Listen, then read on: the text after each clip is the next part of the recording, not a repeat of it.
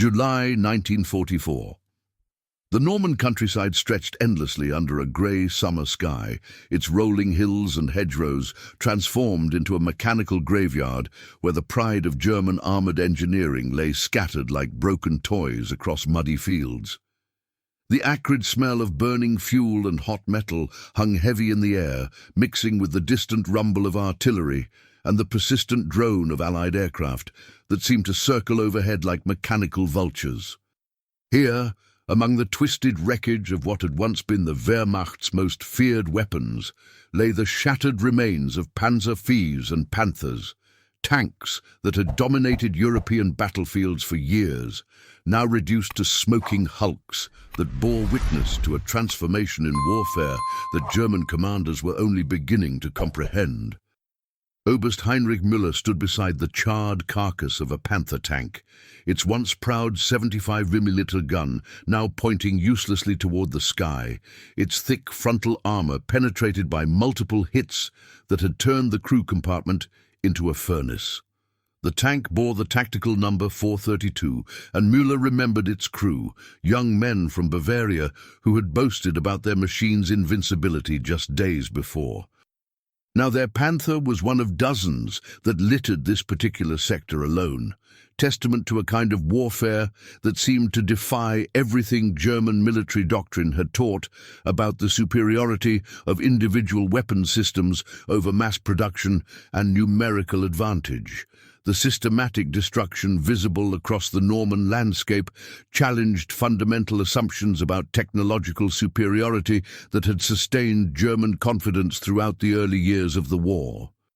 The tactical situation that had produced this mechanical carnage was becoming painfully clear to German commanders who had built their strategies around the assumed superiority of their armored vehicles in individual combat encounters. Panthers and Tigers could indeed destroy multiple Sherman tanks in direct engagements, but the mathematics of attrition warfare were working inexorably against German forces who found themselves facing enemies that seemed to possess unlimited reserves of equipment, ammunition, and replacement personnel. Every German tank destroyed represented months of irreplaceable production time, and the loss of experienced crews who could not be quickly replaced, while American losses were made good within days through supply systems that delivered fresh equipment and crews with mechanical efficiency that exceeded anything in German military experience. The psychological impact on German tank crews was becoming evident in reports that filtered back to headquarters through surviving commanders who described encounters with American forces that seemed to operate according to different rules of engagement than those that had governed European warfare throughout the previous decades. German tankmen, who had grown accustomed to engaging enemies on relatively equal terms, suddenly found themselves outnumbered by ratios that made tactical victory impossible regardless of individual skill or equipment superiority. The sight of 5 or 10 Sherman tanks converging on a single German position had become commonplace, while overhead, Allied fighter bombers circled like predators, ready to strike any German armor that revealed its position through movement or return fire. What happens when brute force meets endless production? The reputation of German armored forces in 1944 was built upon 3 years of remarkable tactical successes that had established the Wehrmacht's tanks as the most feared weapons on any battlefield from the Atlantic Wall to the steppes of Russia. The Panzer IV, which had formed the backbone of German armoured divisions since the invasion of Poland, had proven its effectiveness through countless engagements where superior gunnery, crew training, and tactical coordination had overcome numerical disadvantages against enemy forces. The newer Panther tank represented the culmination of German armoured design philosophy, incorporating lessons learned from combat against Soviet T-34s, while maintaining the high-quality engineering and manufacturing standards that had made German weapons legendary throughout Europe. These machines embodied technological sophistication that reflected years of systematic development and refinement through actual combat experience. German confidence in their armoured capabilities was not merely psychological or propagandistic, but was based on concrete technical advantages that had been demonstrated repeatedly in actual combat conditions against the best equipment that enemy nations could produce. The Panther's 75mm gun could penetrate the frontal armour of any Allied tank at ranges exceeding 1,500 metres, while its own frontal protection was virtually immune to return fire from standard Allied anti-tank weapons at normal combat distances. The technical specifications were impressive and measurable. The Panther weighed 45 tons, carried armour up to 100 millimeters thick, and mounted a high-velocity gun that represented the pinnacle of German metallurgical and ballistic engineering. These advantages had been proven in combat against Soviet, British, and early American forces throughout 1943 and early 1944. American industrial preparation for the European campaign represented a completely different approach to armoured warfare that emphasized production volume, logistical sustainability, and operational flexibility over individual technical superiority of weapon systems. The Sherman tank, which would become the backbone of Allied armoured operations, was designed not to be the best tank in the world, but to be good enough for its intended missions, while being producible in quantities that could sustain prolonged combat operations across multiple theaters simultaneously. American factories had been retooled to produce Shermans using assembly line techniques that could deliver completed tanks at rates that exceeded German production by factors of 10 or more, while the simplified design facilitated field maintenance and repair under combat conditions. The logistical philosophy that supported American armoured operations was fundamentally different from German approaches that had emphasized technical excellence and crew training while accepting limitations in production capacity and supply system efficiency. American military planners understood that modern mechanized warfare required enormous quantities of fuel, ammunition, spare parts, and replacement equipment that could only be delivered through systematic industrial mobilization and comprehensive logistics networks. The establishment of supply lines that could deliver these materials across thousands of miles of ocean and hostile territory represented organizational achievements that were invisible to casual observation, but were essential for sustaining the combat effectiveness of armored units operating far from their industrial base. The training philosophy that prepared American tank crews for European operations emphasized standardized procedures, mechanical reliability, and coordinated operations over the individual expertise and technical sophistication that characterized German armored training programs. American tank schools produced crews who understood their equipment thoroughly, but were trained to operate as part of larger combined arms teams that included infantry, artillery, air support, and logistics elements working together to achieve operational objectives.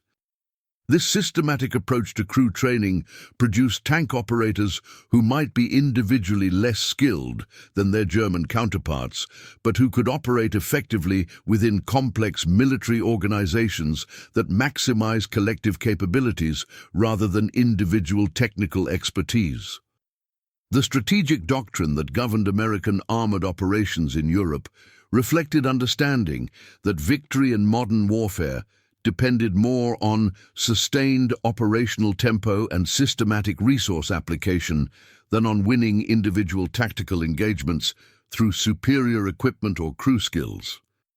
American commanders were trained to think in terms of campaign-level objectives that required continuous pressure against enemy forces over extended periods, accepting tactical losses when necessary to maintain operational momentum and strategic initiative. This approach represented a fundamental departure from traditional military thinking that had emphasized preserving elite units and achieving decisive victory through superior tactical performance in individual battles.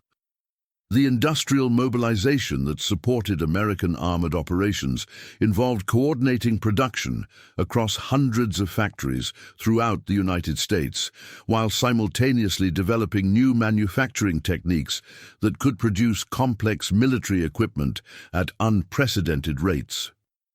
The automotive industry provided the foundation for tank production, but the systematic conversion from civilian to military manufacturing required technological innovations and organizational changes that transformed American industrial capacity into a strategic weapon more powerful than any individual piece of military equipment. The integration of civilian manufacturing capability with military requirements represented a form of total war that few nations could match or counter through traditional military means. The technological infrastructure that enabled American armored superiority extended beyond individual tank production to encompass radio communications, fuel distribution, ammunition supply, maintenance systems, and replacement part availability that created comprehensive support networks for mechanized operations. Every Sherman tank was equipped with radio communications that enabled coordination with other tanks, infantry units, artillery batteries, and air support in ways that German forces could rarely match due to equipment limitations and communication system inadequacies. The systematic integration of these supporting technologies created combined arms capabilities that multiplied the effectiveness of individual weapon systems through coordination and mutual support. The intelligence preparation that supported American armored operations included systematic study of German tactical methods, equipment capabilities, and operational limitations that enabled American commanders to develop countermeasures and exploit enemy weaknesses through superior numbers and coordination rather than direct technical competition.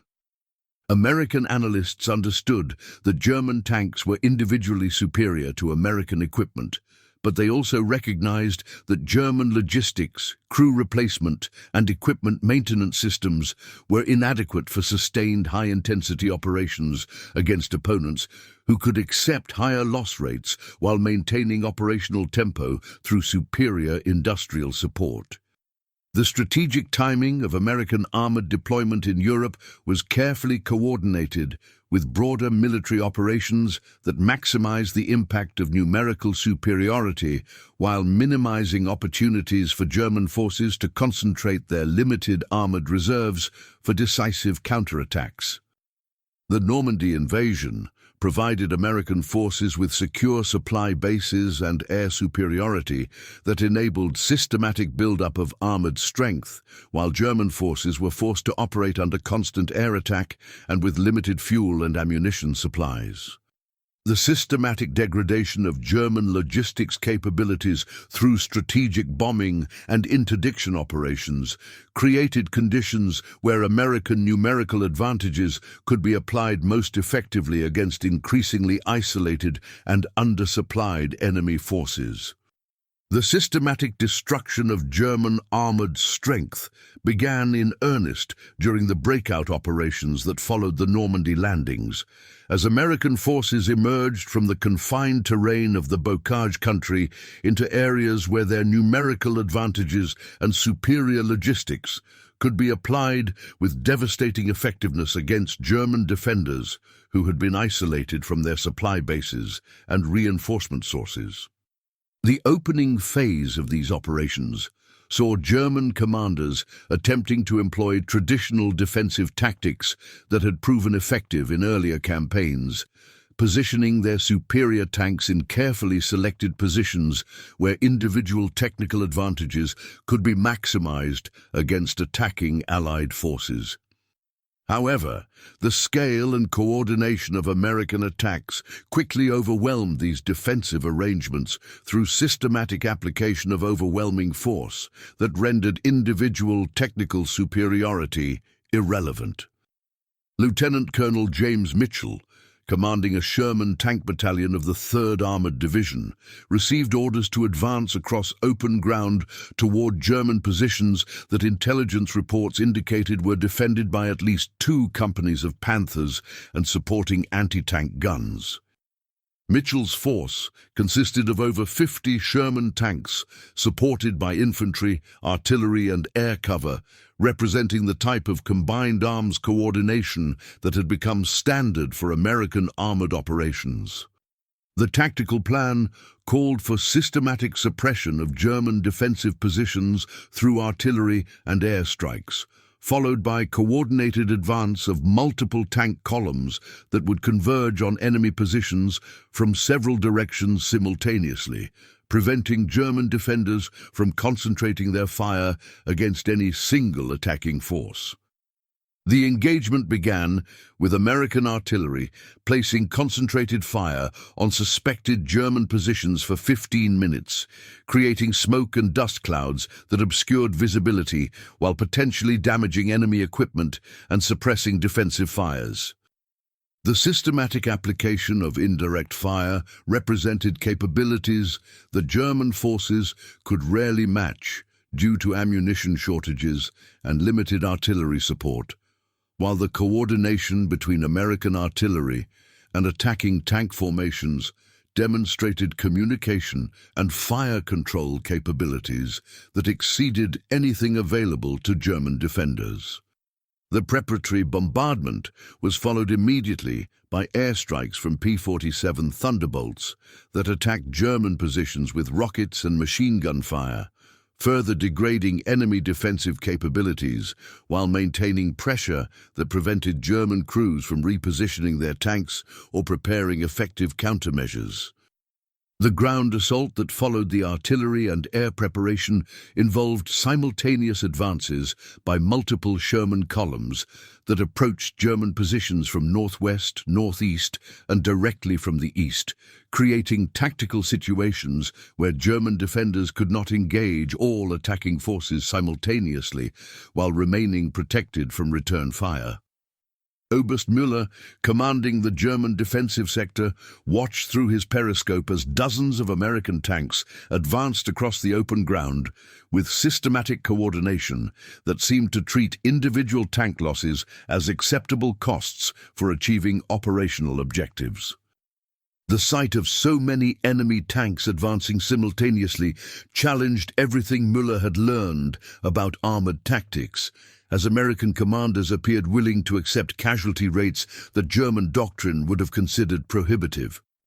The first exchanges of tank fire occurred at ranges exceeding 200 meters, where German gunnery advantages should have been decisive, and indeed the initial results seemed to confirm German technical superiority, as several Sherman tanks were knocked out by accurate fire from concealed Panther positions.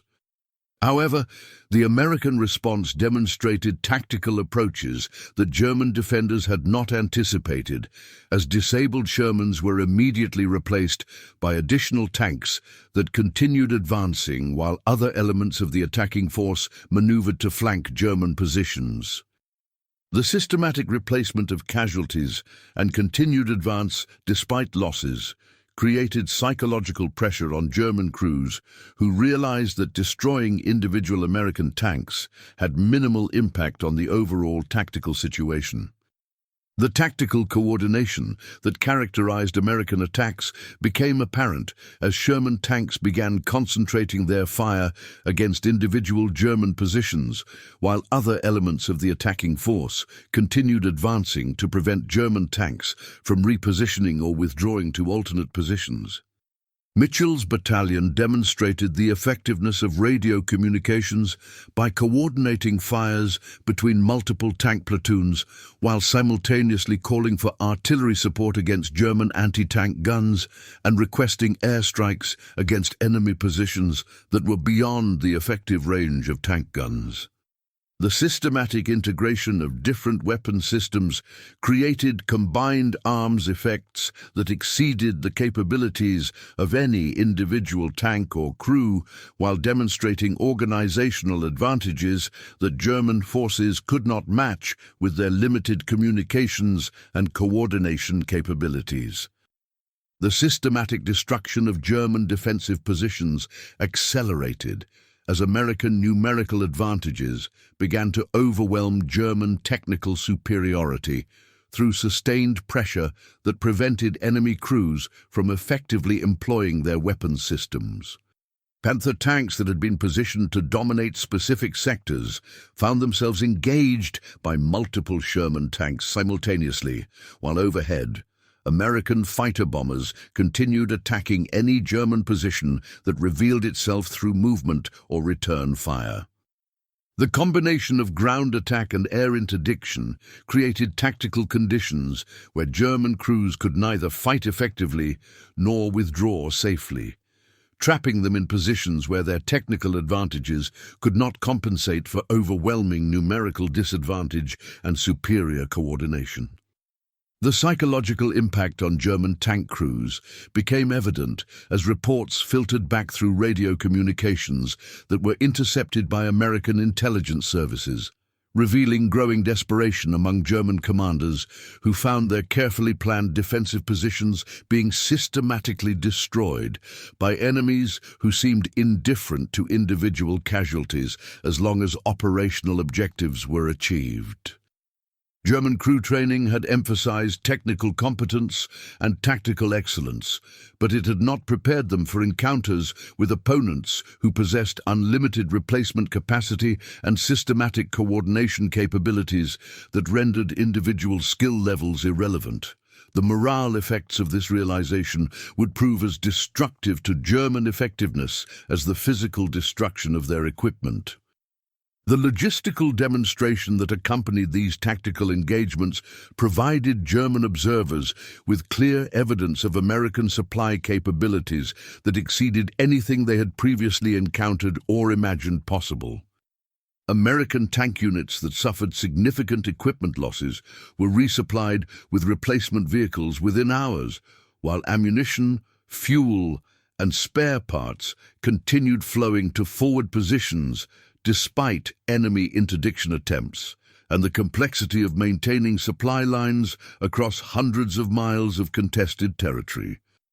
German commanders, who had been trained to think in terms of conservation and careful resource management, found themselves facing opponents who seemed to possess unlimited supplies and could sustain high-tempo operations indefinitely. The systematic coordination between American ground and air forces demonstrated integration capabilities that German forces had never achieved despite years of combined arms development and training.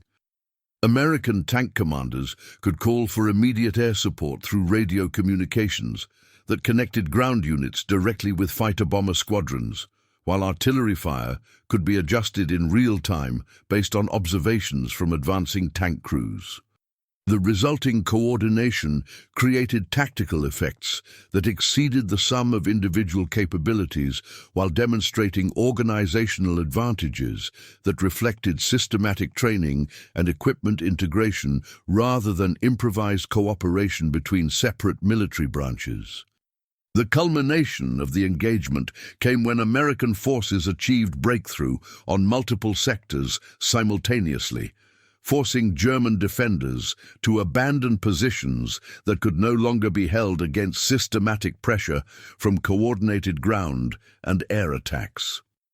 The retreat quickly became a rout, as German tanks that attempted to withdraw found themselves under attack from American fighter bombers that had been waiting for exactly such opportunities, while those that remained in position were systematically destroyed by converging Sherman columns that applied concentrated fire against individual targets.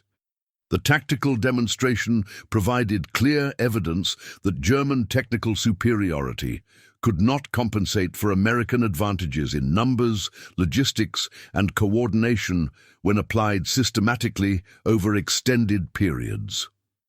The aftermath of the engagement revealed the full scope of German losses, with over 30 Panthers and Panzer IVs destroyed or abandoned across a battlefield that had been completely dominated by American forces within 6 hours of the initial attack. The systematic destruction of German armored strength represented more than tactical victory. It demonstrated organizational and industrial capabilities that challenged fundamental assumptions about the relationship between technical quality and battlefield effectiveness.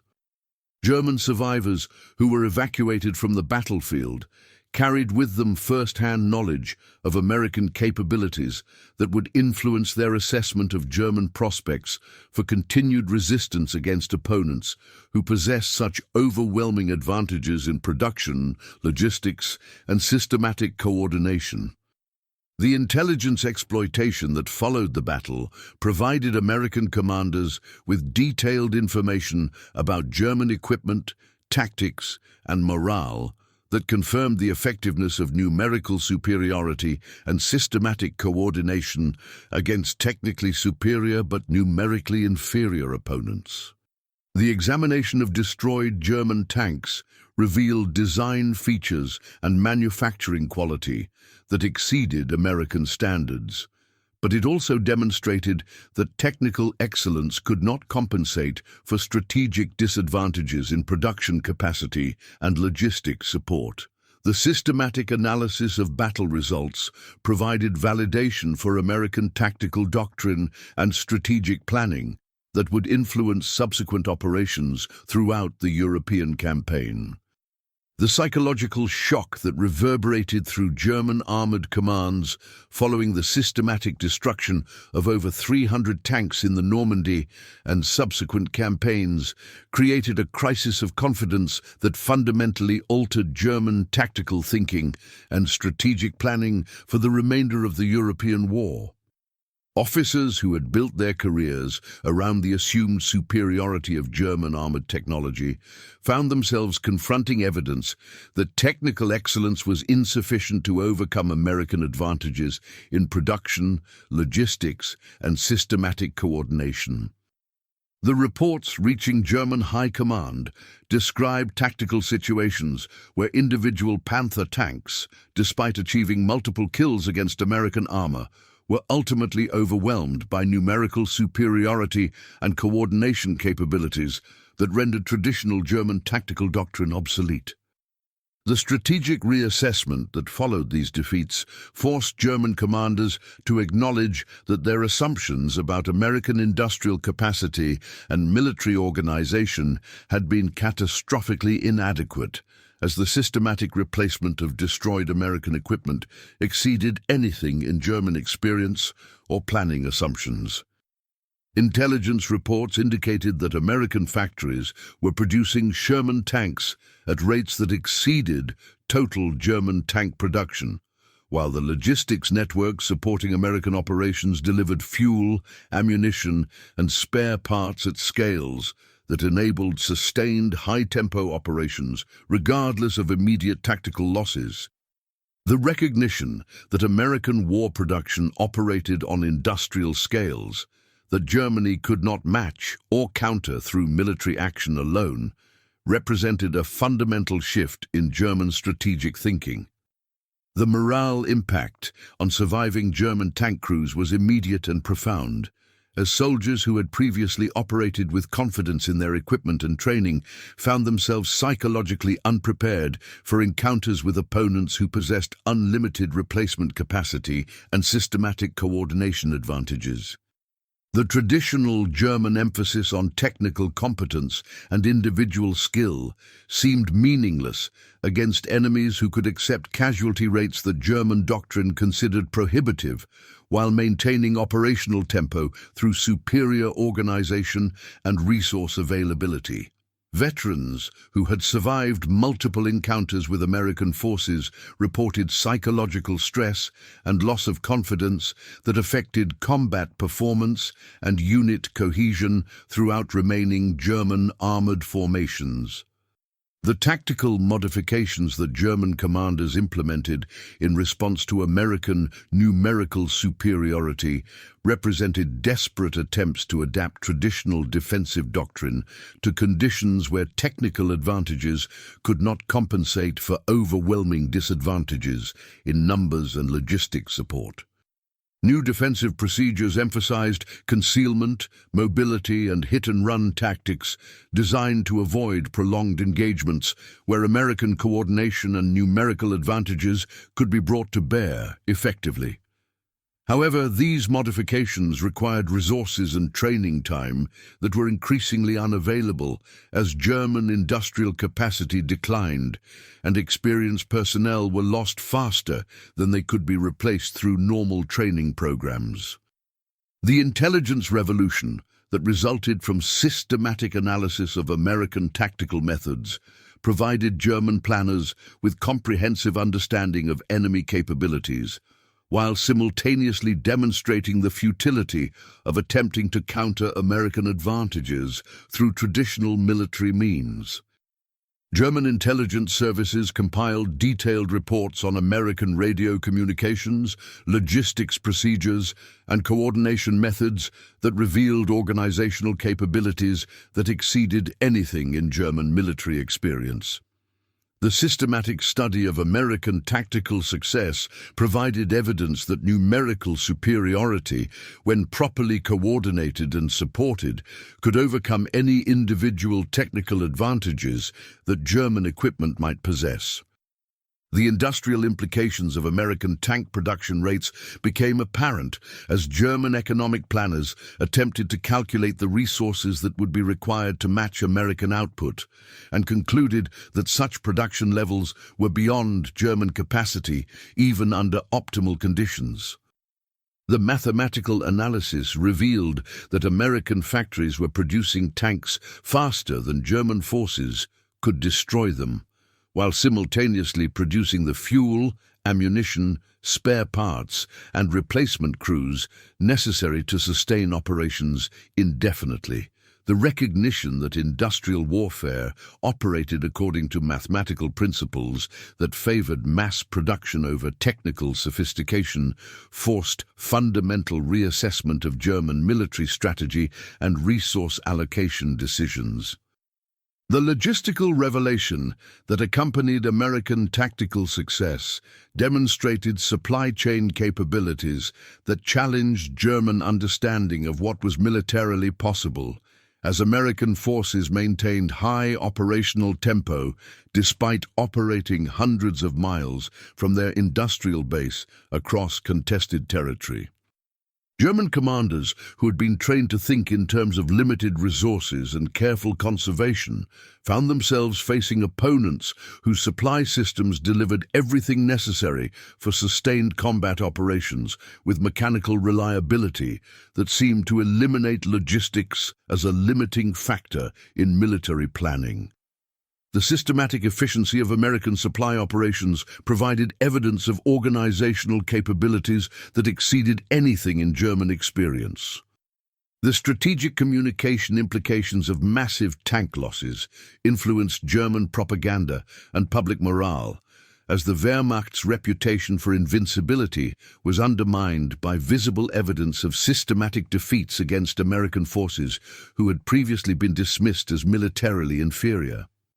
The destruction of hundreds of Germany's most advanced tanks provided Allied propaganda with powerful evidence of shifting military balance, while forcing German media to acknowledge setbacks that could not be concealed from public observation.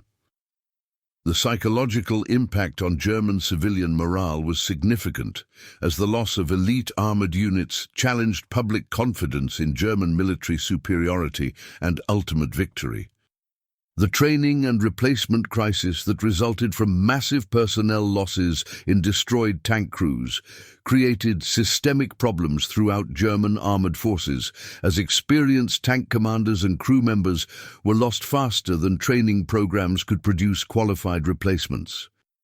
The destruction of 300 tanks represented the loss of over 1,500 experienced crew members, whose training and combat experience represented irreplaceable investments in human capital that could not be quickly restored through normal personnel development programs. The systematic degradation of crew quality had cumulative effects on unit effectiveness that extended far beyond immediate tactical losses.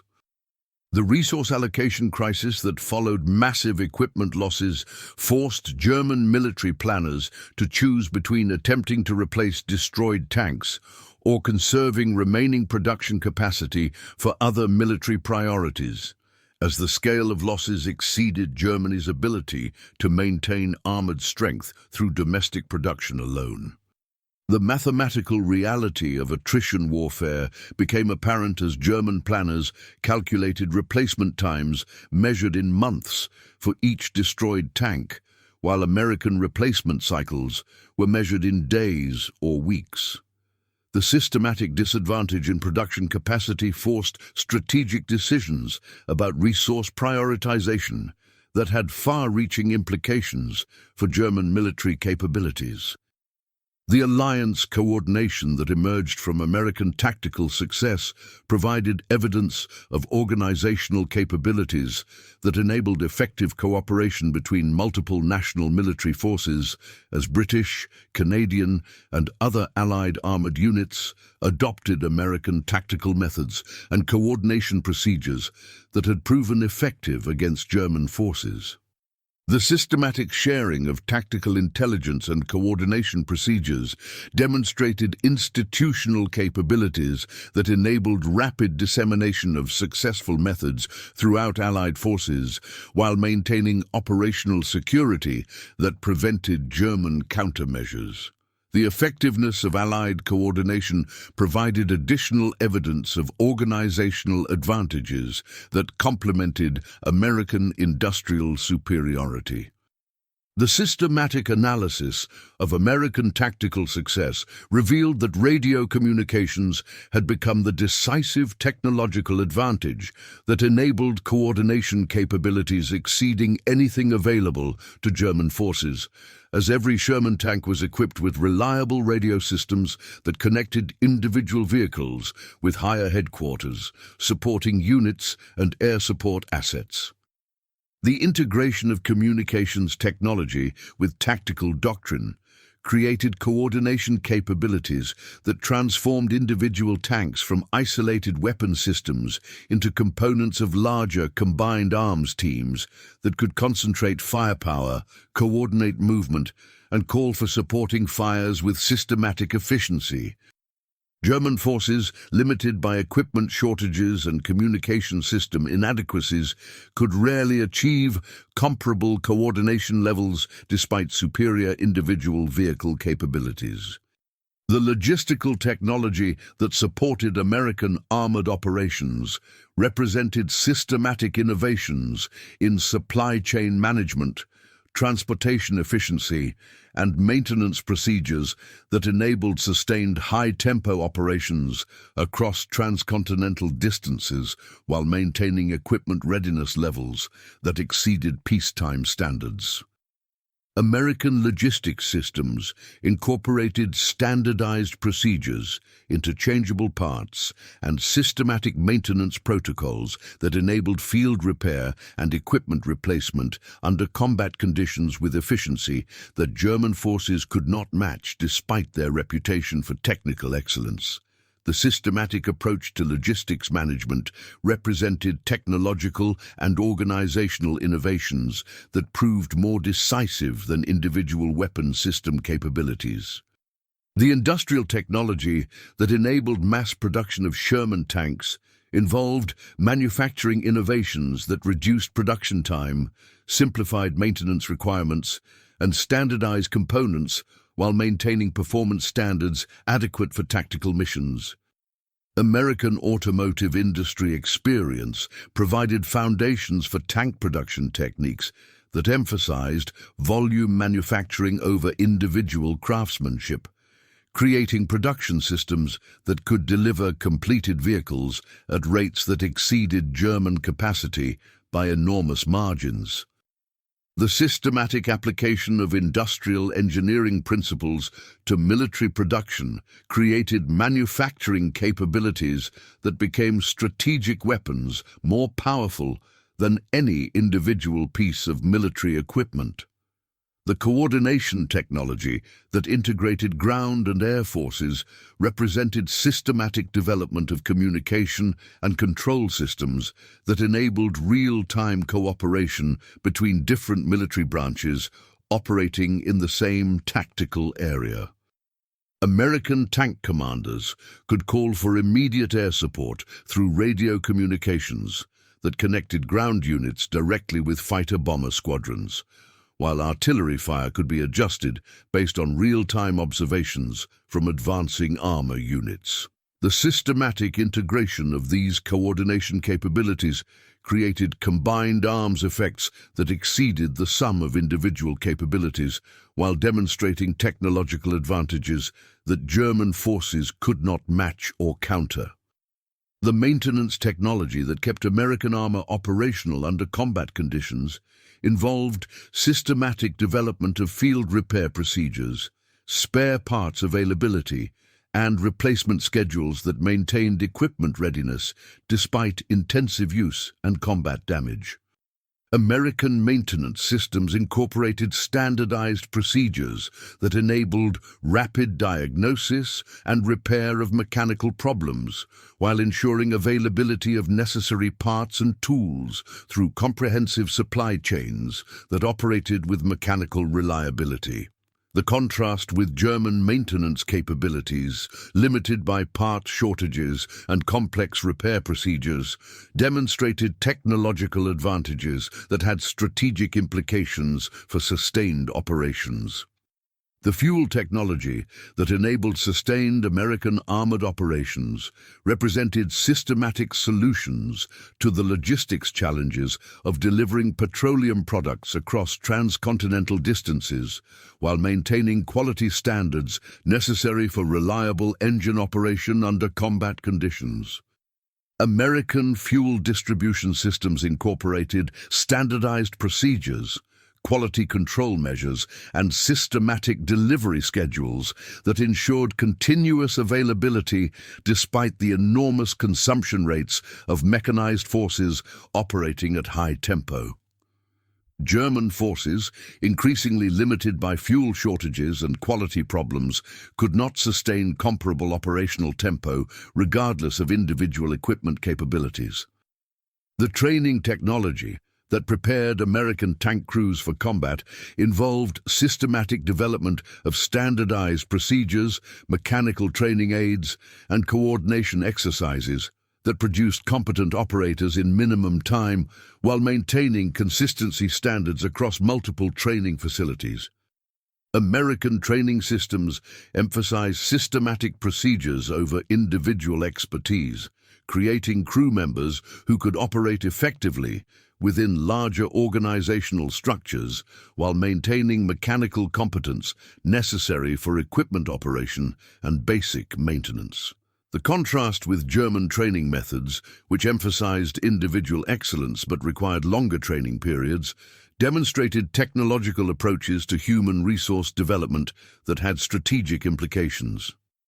The intelligence technology that supported American tactical operations involved systematic collection, analysis, and dissemination of information about enemy capabilities, positions, and intentions through comprehensive networks that operated with mechanical efficiency under combat conditions.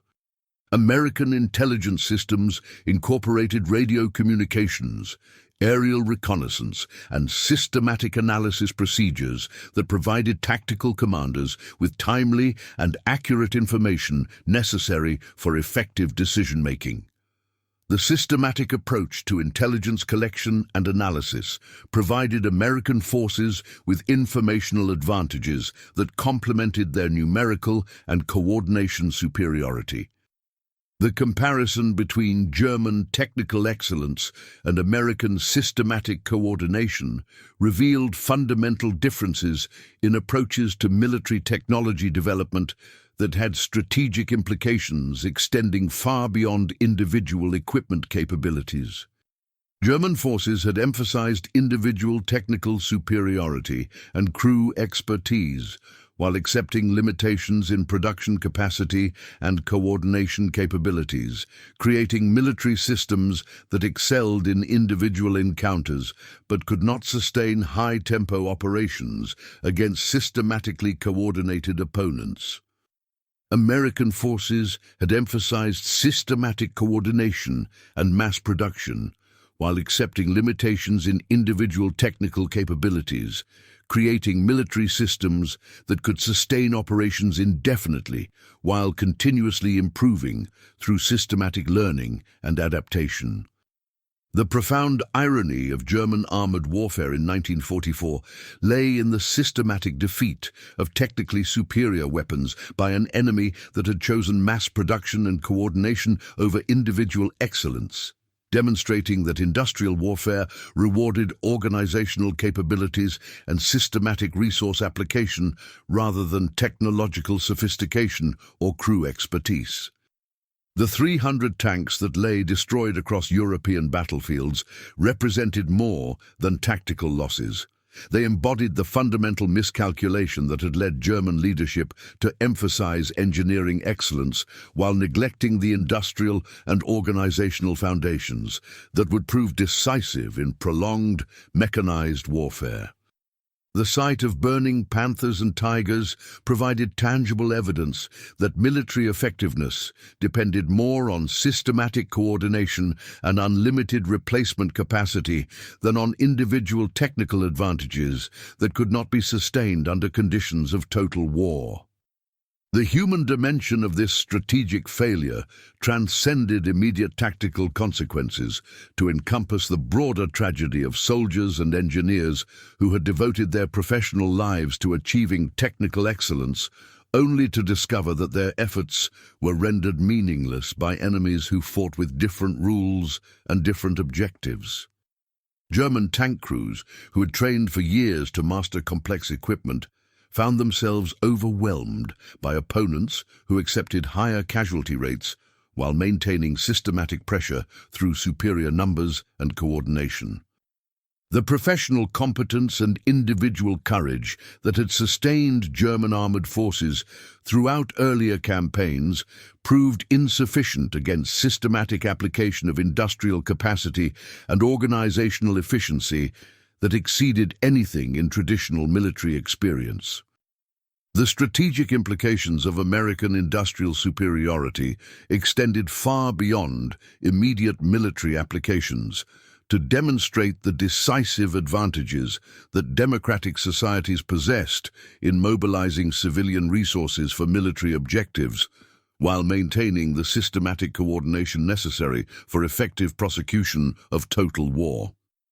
The Sherman tank became a symbol not of technical excellence, but of systematic efficiency and unlimited production capacity that could overcome any individual technical advantages through sustained application of superior resources and organizational capabilities.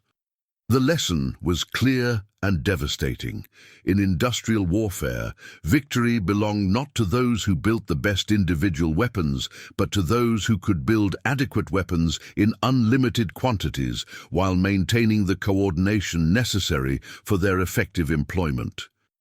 The legacy of the 300 destroyed German tanks continues to influence contemporary understanding of military effectiveness and strategic planning, demonstrating that technological superiority alone cannot guarantee victory against opponents who possess superior industrial capacity and systematic coordination capabilities. The mathematical precision with which American industrial power overwhelmed German technical excellence provides enduring evidence that modern warfare rewards organizational efficiency and resource application rather than individual technical achievement or tactical brilliance. And this was the true secret the German generals only realized too late, that victory in the industrial age belongs to those who can outproduce, outcoordinate, and outlast their enemies through systematic application of democratic industrial capacity rather than reliance on individual technical superiority or traditional military excellence. If you want more untold stories of World War II, subscribe now to WW2 Secret Archives, where history's darkest secrets are revealed.